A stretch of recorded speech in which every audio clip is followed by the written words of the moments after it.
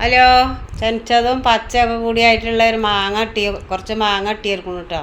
അപ്പം അതൊക്കെ പോണ്ട് കുട്ടികൾക്ക് ഇങ്ങനെ ചെത്തി നുറുക്കി ഇട്ട് കൊടുക്കുകയാണ്. കുറച്ച് കുരുമുളക് പൊടി, കുറച്ച് ഉപ്പും പൊടിയൊക്കെ ഇട്ടാണ്ട് കൂട്ടിക്കിട്ട് കുഴച്ചാൽ നല്ല ടേസ്റ്റാണ്. അങ്ങനെ മാങ്ങയൊക്കെ ചെത്തി നുറുക്കിയിടുകയാണ്. നല്ല പഴുത്ത നല്ല മധുരമുള്ള മാങ്ങ കേട്ടോ.